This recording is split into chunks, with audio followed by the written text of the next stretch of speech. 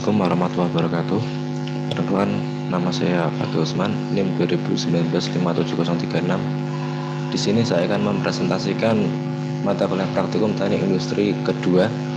Langsung saja untuk mempersingkat waktu, saya akan menjelaskan praktikum teknik industri mulai dari modul 1 sampai ke modul 8. Untuk yang pertama, modul pertama yaitu ada perencanaan proses produk rak sepatu pada PT Informa Furnishing.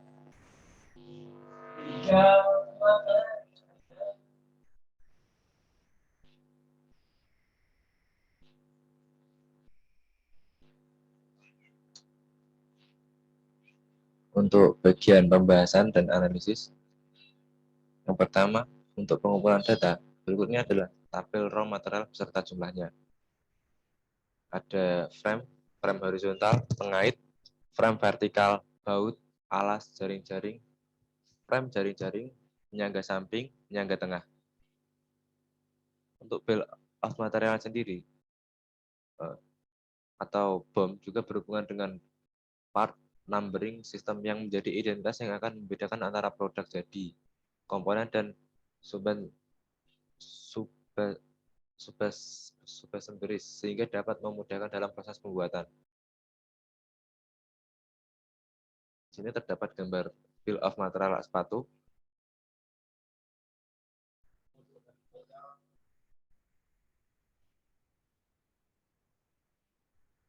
Pada bill of material sepatu di atas memiliki sebanyak 3 level.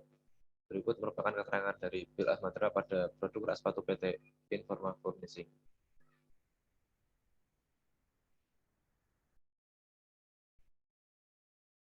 Selanjutnya ada OPC atau Operation Process Chart.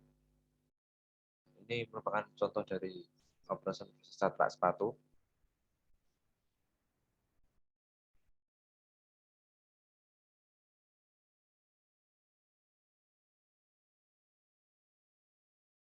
Untuk keterangan dari Operation Process Chart rak sepatu, yang kegiatan sebanyak 16, untuk kegiatan pemeriksaan berjumlah 1, untuk kegiatan penyimpanan berjumlah 1. Totalnya ada 18. Ini ada AC atau assembly charge. Berikut merupakan contoh dari assembly charge rak sepatu. Untuk keterangan dari gambar tersebut, assembly charge rak sepatu, untuk simbol A memiliki keterangan pembuatan frame vertikal, untuk simbol B memiliki keterangan pembuatan frame horizontal, untuk simbol C pembuatan penyangga samping, simbol D pembuatan penyangga jaring tengah, simbol E pembuatan frame jaring-jaring, simbol F jaring-jaring, A1 assembly part frame vertikal dan horizontal, simbol A2 assembly part alas, simbol A3 assembly part alas dan frame. Selanjutnya penutup atau kesimpulan pada laporan praktikum teknik industri yang kedua modul 1. Untuk kesimpulannya itu, bill of material merupakan rangkaian struktur semua komponen yang digunakan untuk memproduksi barang sesuai dengan master production scheduling. Pada bill of material sepatu di atas memiliki sebanyak 4 level. Peta proses operasi atau OPC adalah peta kerja yang menggambarkan urutan kerja dengan jalan membagi pekerjaan tersebut ke dalam elemen operasi secara detail. Pada proses chart, sepatu di atas memiliki 16 proses, 1 pemeriksaan dan 1 penyimpanan. Untuk assembly process chart atau APC merupakan peta yang menggambarkan langkah-langkah proses perakitan yang akan dialami komponen. Berikut pemeriksaan dari awal sampai produk jadi selesai. Pembuatan frame vertikal, pembuatan frame horizontal, pembuatan penyangga samping, pembuatan penyangga jaring-jaring tengah, pembuatan frame jaring-jaring, assembly part frame vertikal dan horizontal, assembly part alas dan frame. Untuk saran dari praktikum teknik industri kedua modul pertama seperti berikut. Yang pertama, untuk membuat bill of material atau OPC atau Operation Process Chart dan Assembly Chart akan lebih baik jika produk telah jadi lalu dapat diidentifikasikan secara detail. Selanjutnya, pada proses OPC diharapkan memperhatikan detail penggunaan alat dan material untuk dituliskan pada OPC.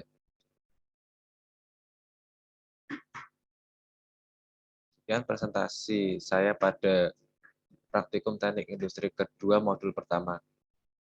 Selanjutnya saya akan melanjutkan ke modul yang kedua.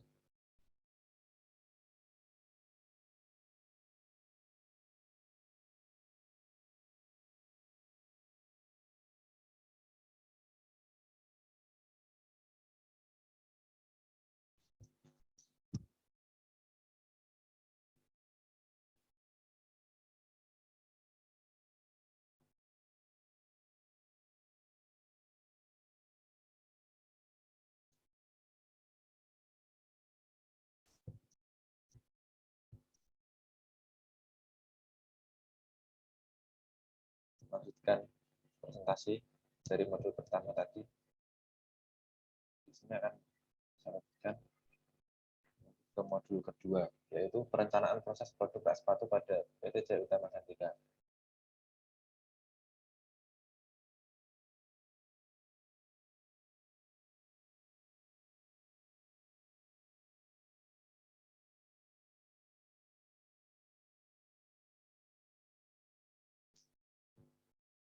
Untuk bagian pembahasan dan analisis, untuk pengumpulan data yang kita lakukan yaitu mencatat komponen-komponen apa saja yang dibutuhkan untuk membuat rak sepatu dengan melihat contoh rak sepatu yang sudah jadi. Berikut ini adalah pengumpulan data dari komponen rak sepatu. Untuk frame berjumlah 2 dengan ukuran panjang 73 cm dan lebar 29 cm. Untuk frame vertikal berjumlah 4 dengan ukuran 73 cm. Untuk frame horizontal berjumlah 4 dengan ukuran 29 cm. Untuk lubang baut berjumlah 8 dengan ukuran jaring lubang 13, 16, 16, dan 13 cm. Untuk bagian pengait berjumlah 4 dengan ukuran panjang 3,2 cm dan lebar 8 dan diameter 8 mm. Untuk bagian alas berjumlah 4 dengan ukuran panjang 65 cm, lebar 25 cm. Untuk jaring-jaring berjumlah 4 dengan ukuran panjang 65 cm, lebar 25 cm. Untuk frame jaring-jaring berjumlah 4 dengan ukuran panjang 65 cm dan lebar 25 cm. Untuk penyangga jaring-jaring tengah berjumlah 4 dan panjang dan panjang 65 cm, lebar 25 cm. Untuk penyangga jaring-jaring samping berjumlah 8 dengan ukuran panjang 65 cm, lebar 25 cm. Berikut ini merupakan desain dari struktur produk rak sepatu yang diproduksi. Desain bisa dilihat pada gambar 4.1.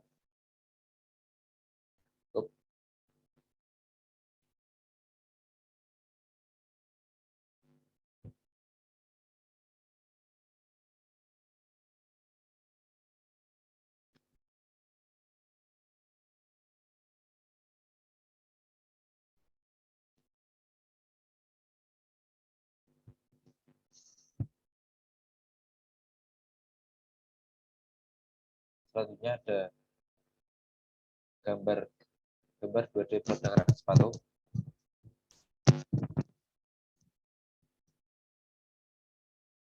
Data pertama yaitu menggambar atau mendesain bagian komponen frame rak sepatu menggunakan software Autodesk Inventor sesuai ukuran komponen yang sudah diambil dari data komponen rak sepatu dan desain frame rak sepatu bisa dilihat pada gambar berikut.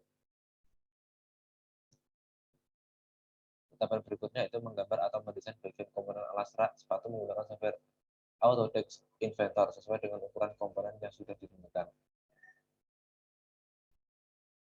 Selanjutnya ada gambar 3D produk rak sepatu.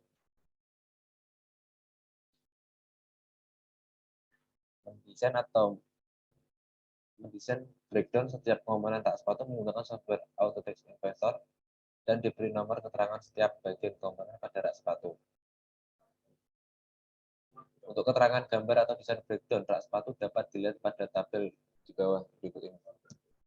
Untuk nama komponen frame vertikal, keterangannya itu dibuat untuk frame horizontal, itu membuat sendiri, untuk alas horizontal membuat sendiri, untuk alas vertikal membuat sendiri, untuk murnya sendiri itu membeli, untuk pengait ya membeli. Itu kesimpulan pada laporan praktikum teknik industri kedua modul pertama. Modul kedua itu dari hasil pembahasan praktikum di atas tentang perencanaan produk rak sepatu dapat disimpulkan bahwa komponen-komponen yang digunakan dapat penggambaran produk rak sepatu ada pada komponen frame rak sepatu yang menggunakan software Autodesk Inventor sesuai ukuran komponen yang sudah diambil dari data komponen rak sepatu. Selain itu, komponen lain yang digunakan adalah komponen alas rak sepatu yang dibuat menggunakan software Autodesk Inventor sesuai dengan ukuran komponen yang sudah ditentukan pada proses pengumpulan data. Untuk perancangan gambar 2D yaitu dengan cara menggambar atau mendesain terlebih dahulu di bagian komponen alas rak sepatu menggunakan software Autodesk Inventor sesuai dengan ukuran komponen yang sudah ditentukan dari proses pengumpulan data pada rak sepatu. Untuk perencanaan gambar 3D yaitu dengan cara menggambar atau mendesain breakdown setiap komponen rak sepatu menggunakan software Autodesk Inventor dan diberi nomor keterangan setiap bagian komponen pada rak sepatu.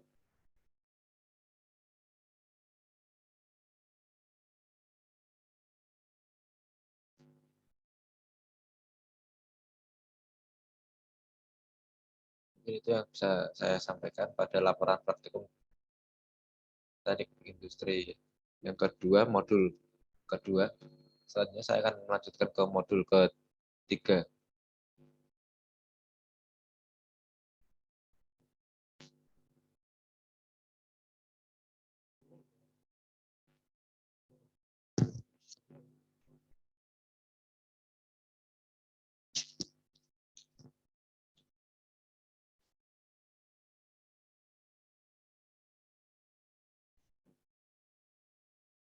Saya akan melanjutkan presentasi modul 3. Perencanaan GFD produk rak sepatu pada PT Jaya Utama Santika.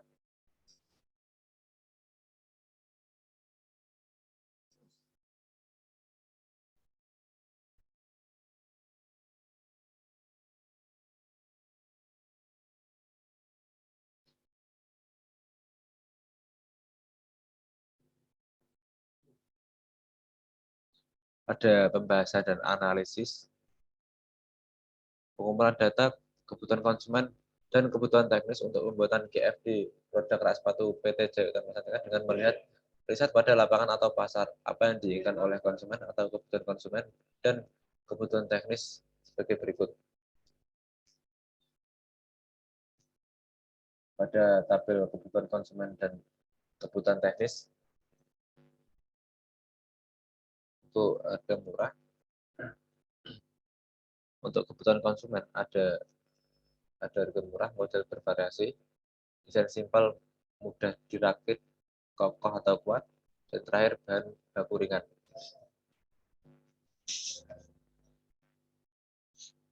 Selanjutnya ada House of Quality atau HOQ. Tipe ini merupakan adalah gambar HOQ pada PT Jaya Utama Santika.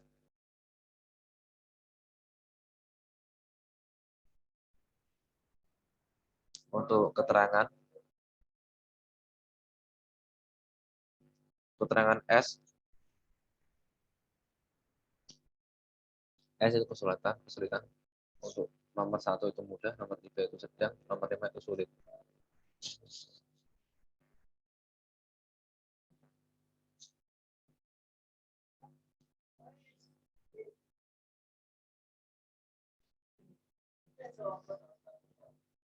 Untuk penjelasan mengenai kebutuhan konsumen dan kebutuhan teknis pada gambar HOQ, alasan memilih nilai tersebut sebagai berikut. Yang pertama, desain simpel memiliki nilai important karena banyak konsumen yang menginginkan hal tersebut.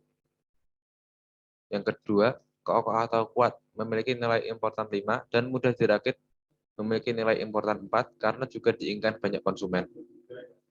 Bahan baku ringan memiliki nilai importan 3 dan model bervariasi memiliki nilai importan 2 karena kurang dicari atau diinginkan oleh konsumen. Yang keempat, harga murah memiliki nilai importan 1 paling tidak dicari atau tidak diinginkan oleh konsumen karena konsumen juga mempertimbangkan kualitas produk tersebut.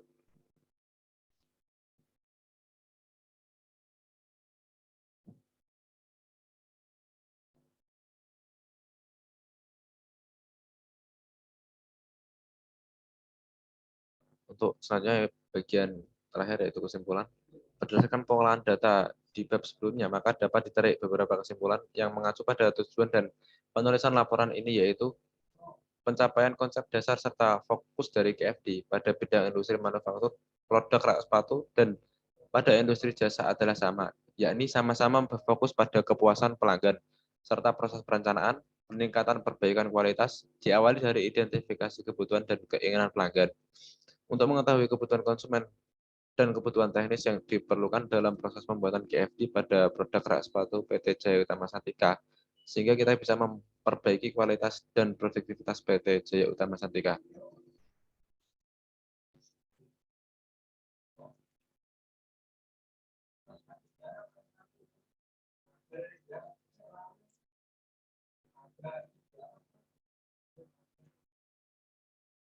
Mungkin itu yang dapat saya sampaikan pada laporan praktikum PTT yang kedua, modul ketiga, pada perancangan KFD produk rak sepatu pada PT Jaya Utama Santika. Selanjutnya saya akan melanjutkan presentasi modul keempat, PTT 2.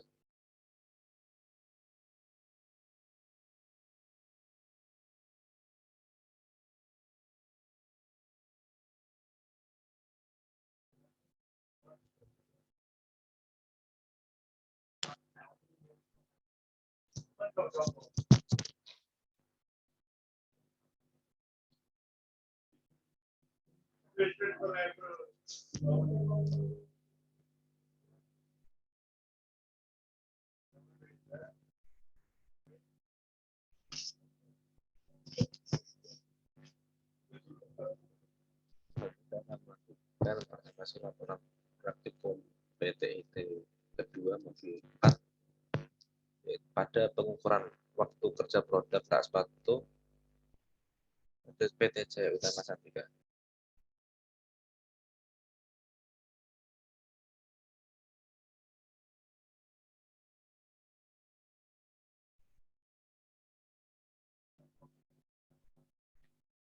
Untuk bagian pembahasan dan analisis, pada pengumpulan data yang kita lakukan yaitu mencatat data waktu assembly produk rak sepatu PT Jaya Utama Santika. Berikut ini adalah pengumpulan waktu assembly produk rak sepatu. Waktu assembly sendiri ada waktu assembly pertama, kedua, dan ketiga.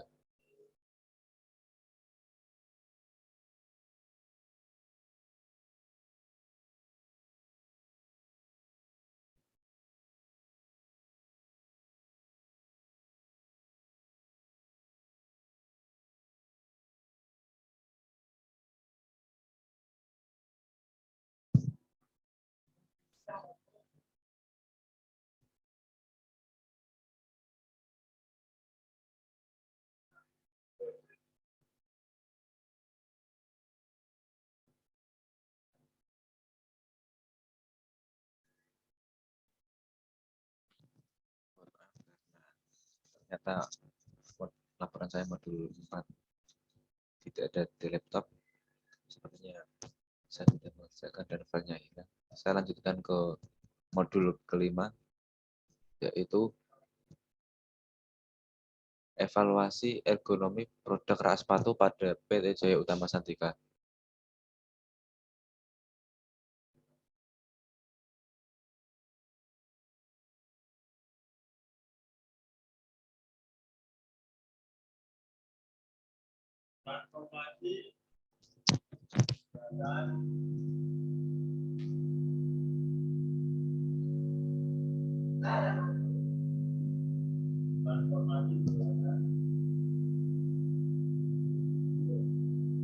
Untuk bagian pembahasan dan analisis pada pengumpulan data 5. Pengumpulan data evaluasi ekonomi pada produk sepatu PTJ dan mekanisasi yang menggunakan metode penggambaran data ukuran real. Juga ini merupakan ukuran rak sepatu pada PTJ utama Santika. Ukuran rak sepatu panjangnya 65 cm, lebarnya 20 cm. Mulai data ekonomi rak sepatu pada PTJ utama Santika dengan cara melakukan pengambilan gambar seorang menaruh sepatu pada rak sepatu dan didapatkan ukuran bagian tubuh yang dapat dilihat pada gambar berikut. Pada gambar di atas dapat dijelaskan bahwa pada saat seorang menaruh sepatu di rak sepatu dapat membentuk sudut derajat dari posisi badan sehingga kita dapat memperbaiki segi ergonomi pada produk rak sepatu. Selanjutnya ada evaluasi ergonomi. Untuk mengevaluasi ergonomi dapat dilakukan dengan langkah-langkah sebagai berikut. Yang pertama, pengumpulan data, menghitung data antropometri. Yang terakhir, menghitung biomekanika. Selanjutnya ada data untuk data antropometri. Ini merupakan data dari antropometri pengguna produk rak sepatu. Bisa dilihat pada tabel berikut. Dan juga ada data ukuran sepatu ergonomi. Bisa dilihat sebagai berikut. Di sini juga ada data pengujian aspek ergonomi rak sepatu, produk rak sepatu pada PT Jaya Utama Santika. Selanjutnya ada biomekanika, pengumpulan data ergonomi rak sepatu PT Jaya Utama Santika dengan cara melakukan pengambilan gambar seorang menaruh sepatu pada rak sepatu dan didapatkan ukuran sudut derajat bagian tubuh yang dapat dilihat dari gambar berikut. Ini juga ada langkah-langkah perhitungan biomekanika menggunakan aplikasi ErgoFlow dengan metode REBA pada produk rak sepatu PT Jaya Utama Santika. Bisa dilihat gambarnya. Dari hasil gambar di atas terlihat posisi ini bisa menekuk 0 sampai 20 derajat. Untuk truk posisi badan bisa menekuk 20 sampai 60 derajat untuk posisi bertemu pada kedua kaki yang sejajar. Ada gambar analisis pada option upper arm, lower arm, and wrist. Gambar di atas pada upper arm sendiri memiliki rengganan tangan 20 sampai 45 derajat. Untuk lower arm sendiri memiliki rengganan tangan 60 sampai 100 derajat. Untuk posisi wrist sendiri bisa menekuk ke atas dan ke bawah hingga 15 derajat. Selanjutnya ada gambar analisis reba pada opsi kompling. Gambar di atas menunjukkan bahwa opsi kompling menunjukkan baik. Selanjutnya ada gambar analisis reba pada option coupling. Gambar di atas menunjukkan bahwa opsi coupling menunjukkan baik. Selanjutnya ada gambar analisis reba pada option activity. Pada gambar di atas, opsi activity menunjukkan bahwa tindakan menyebabkan perubahan besar yang cepat dalam postur atau basis yang tidak stabil. Selanjutnya ada gambar analisis reba pada option result. Hasil perhitungan biomekanika menggunakan aplikasi ErgoFlow dengan metode reba ini mendapatkan nilai 3 yaitu low risk, chance might be need, resiko bayar rendah sehingga kita tidak perlu memperbaiki segi ergonominya.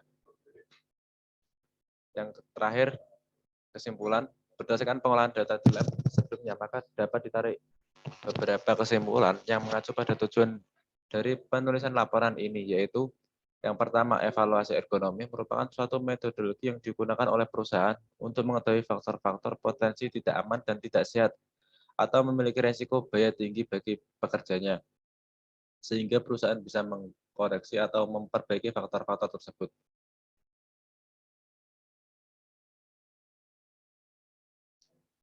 Selanjutnya yang kedua ada penerapan evaluasi ergonomi pada para pekerja PT Jaya Utama Santika adalah dengan cara memberitahu kepada semua pekerja untuk lebih memperhatikan langkah-langkah kerja ergonomi agar lebih nyaman saat bekerja di ruangan atau di ruang lingkup yang dapat menyebabkan pegel-pegel ringan maupun berat kepada para pekerja.